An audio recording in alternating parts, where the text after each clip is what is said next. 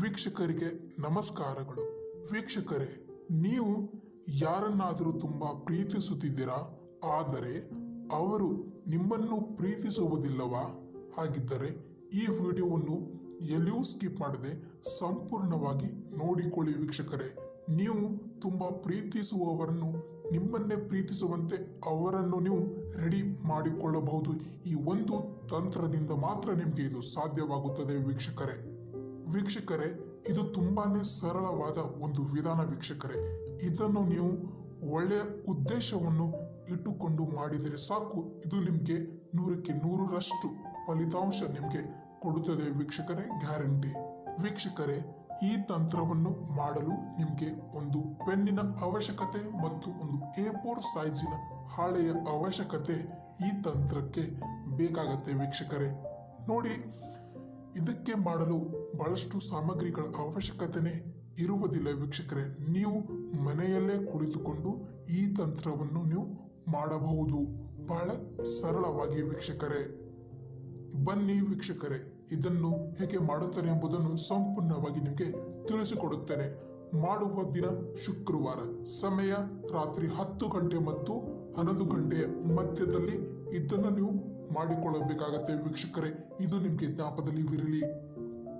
ನೋಡಿ ವೀಕ್ಷಕರೇ, ಒಂದು ಪೆನ್ ಅನ್ನು ತೆಗೆದುಕೊಂಡು ಆ A4 ಸೈಜಿನ ಹಾಳೆಯ ಮೇಲೆ ಈ ರೀತಿಯಾಗಿ 3-4 ರೇಖೆಯನ್ನು ಎಳೆದುಕೊಂಡು ಅದನ್ನು ಬಾಕ್ಸ್ ರೂಪದಲ್ಲಿ ನೀವು ಮಾಡಬೇಕಾಗತ್ತೆ.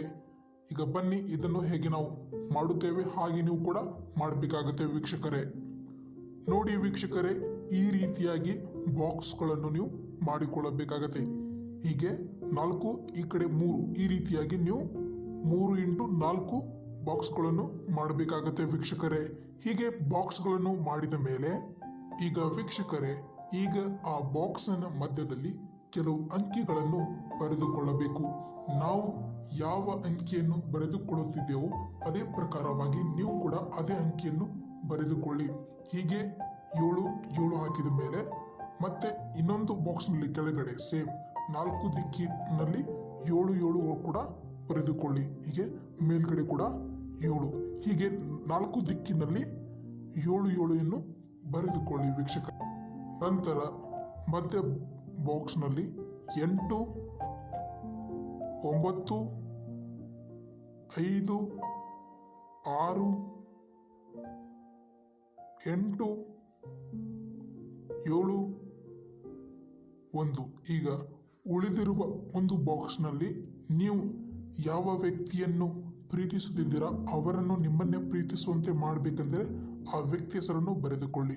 ನೀವು ಯಾರನ್ನು ನಿಮ್ಮನ್ನೇ ಪ್ರೀತಿಸುವಂತೆ ಮಾಡಬೇಕೆಂದು ಅಂದ್ಕೊಂಡಿದ್ದೀರಾ ಆ ವ್ಯಕ್ತಿ ಹೆಸರನ್ನು ಆ ಬಾಕ್ಸ್ನಲ್ಲಿ ಬರೆದುಕೊಳ್ಳಿ. ವೀಕ್ಷಕರೇ ನೋಡಿ ವೀಕ್ಷಕರೇ, ಯಾರು ನಿಮ್ಮನ್ನೇ ಪ್ರೀತಿಸಬೇಕು ಅವರ ಹೆಸರು ಮಾತ್ರ ನೀವು ಆ ಬಾಕ್ಸ್ನಲ್ಲಿ ಬರೆದುಕೊಳ್ಳಬೇಕು. ನಂತರ ಈಗ ನೀವು ಮಾಡಬೇಕಾದುದೇನೆಂದರೆ ವೀಕ್ಷಕರೇ, ಈಗ ಆ ಬಾಕ್ಸ್ದ ಕೆಳಗಡೆ ಹೀಗೆ ಒಂದು ಸಣ್ಣದಾದ ಗೆರೆಯನ್ನು ಎಳೆದು ಅದರ ಮುಂದೆ ಒಂದು ಏರೋ ಮಾರ್ಕನ್ನು ಮಾಡಿಕೊಂಡು ನೀವು ಮುಂದೆ ಏನು ಮಾಡಬೇಕೆಂದರೆ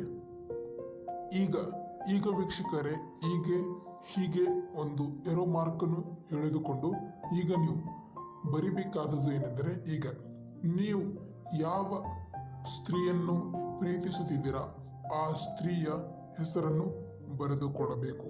ಹೀಗೆ ನೀವು ತುಂಬಾ ಪ್ರೀತಿಸುವ ಸ್ತ್ರೀ ಹೆಸರು ಬರೆದುಕೊಳ್ಳಿ.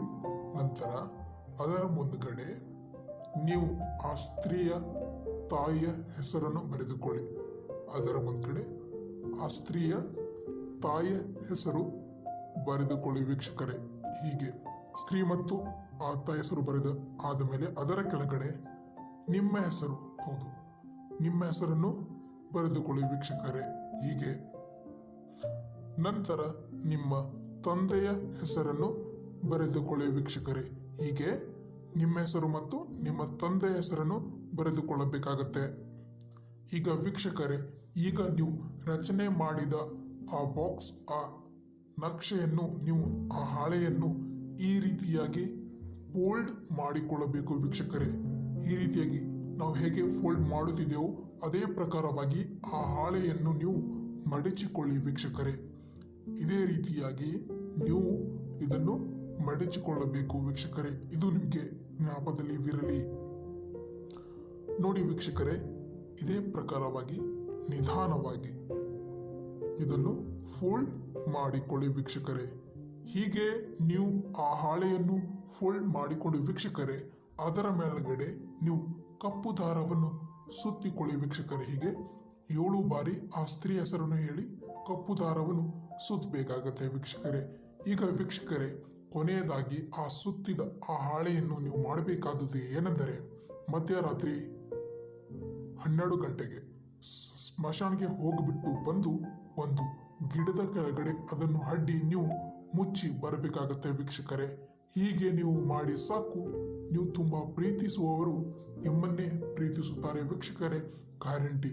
ಒಂದು ಸಾರಿ ಇದನ್ನು ಮಾಡಿ ನೋಡಿ, ನಿಮಗೆ ಸಕ್ಸಸ್ಫುಲ್ ರಿಸಲ್ಟ್ ನಿಮಗೆ ಸಿಗತ್ತೆ ವೀಕ್ಷಕರೇ. ಧನ್ಯವಾದಗಳು.